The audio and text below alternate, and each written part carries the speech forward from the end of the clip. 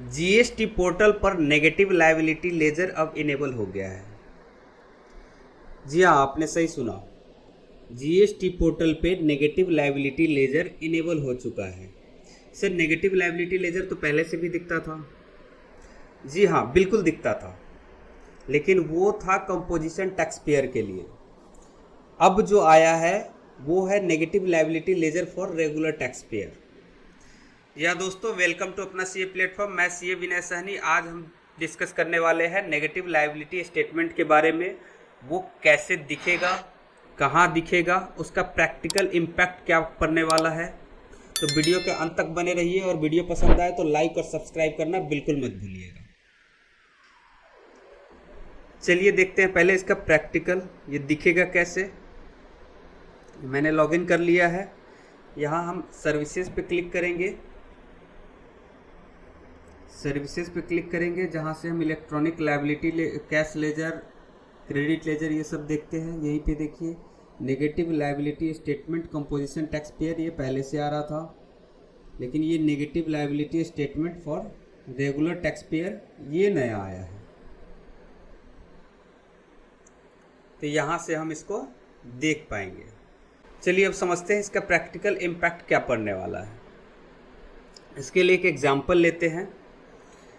Let suppose mister x कोई tax payer है, वो सितंबर 2024 की रिटर्न फाइल करता है।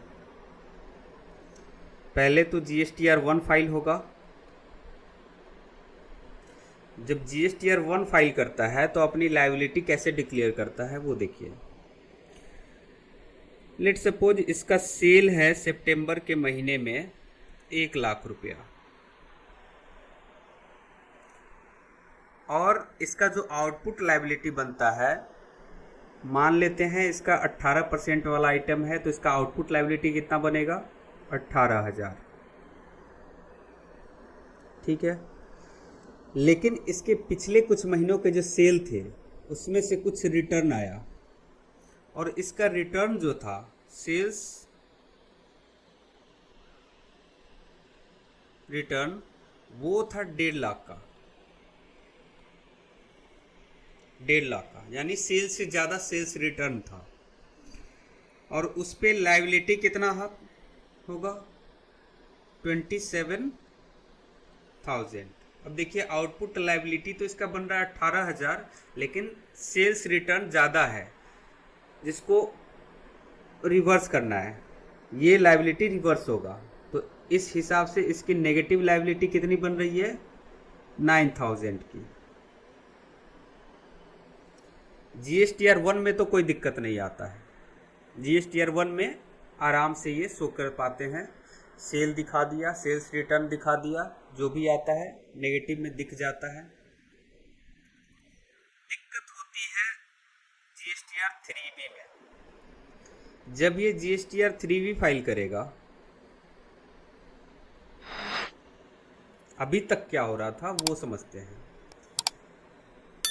जब GSTR-3B फाइल करते थे तो चूंकि आपकी आउटपुट लायबिलिटी है 18,000 की,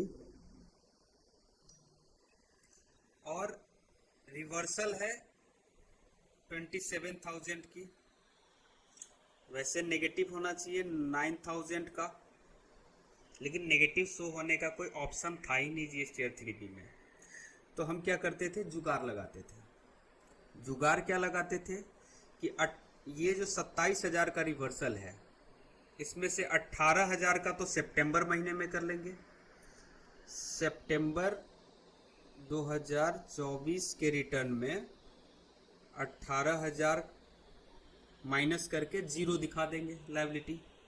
ठीक है। सितंबर के महीने में 18,000 माइनस करके 0 दिखा दिया, बचा कितना? 9,000। तो वो क्या करेंगे? अक्टूबर की रिटर्न जो फाइल करेंगे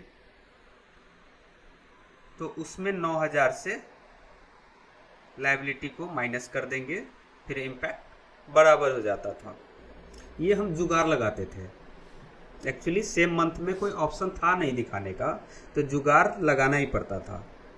लेकिन अब जुगाड़ लगाने की कोई ज़रूरत नहीं पड़ने वाली है। अब क्या होगा, अब जब GSTR 3B फाइल करेंगे,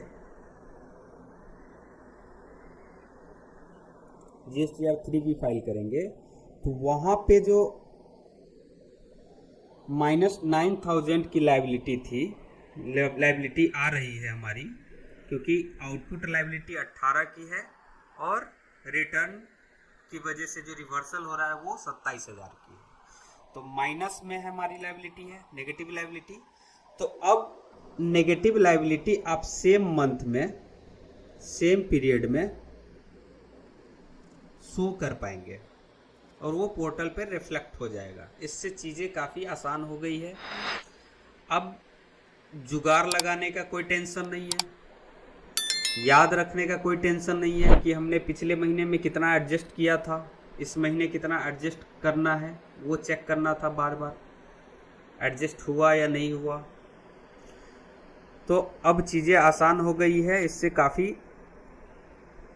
अब मदद मिलेगी रिकॉन्सिलेशन में। GSTR 1 और GSTR 3B के रिकॉन्सिलेशन में भी दिक्कत होती थी कि GSTR 1 में तो सेम पीरियड में दिख जाता था रिटर्न, लेकिन 3B में सेम पीरियड में नहीं दिखता था, वो आगे आने वाले पीरियड में, आगे की पीरियड में दिखता था। इसमें मेन प्रॉब्लम कहाँ आती थी, रिकॉन्सिलेशन में। जब हम GSTR 1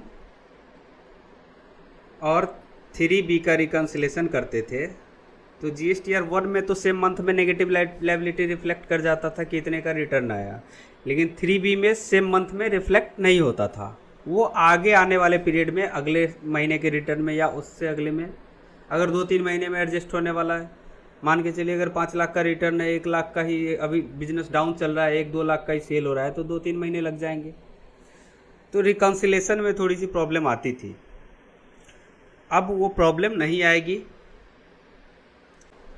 अभी तक बहुत सारा प्रॉब्लम आ रहा था, धीरे धीरे करके गवर्नमेंट उसको सही करते जा रही है। जैसे GSTR 2 का इंट्रोडक्शन, इनवॉइस मैनेजमेंट सिस्टम, उसका इंट्रोडक्शन कर दिया ताकि आप इनपुट अपने हिसाब से क्लेम कर पाए। उसी तरह अब GSTR 3B में नेगेटिव लायबिलिटी का भी ऑप्शन दे दिया। तो अब आशा करते हैं कि और भी चीज़ें सुधरने वाली है। तो दोस्तों, वीडियो कैसी लगी कमेंट करके ज़रूर बताइएगा, और अगर आप भी मेरे साथ अपडेटेड रहना चाहते हैं तो चैनल को सब्सक्राइब कर लीजिए और बेल आइकन का बटन दबा दीजिए, ताकि कोई भी अपडेट आए तो सबसे पहले आपके मोबाइल पे नोटिफिकेशन पहुंच जाए। Thank you.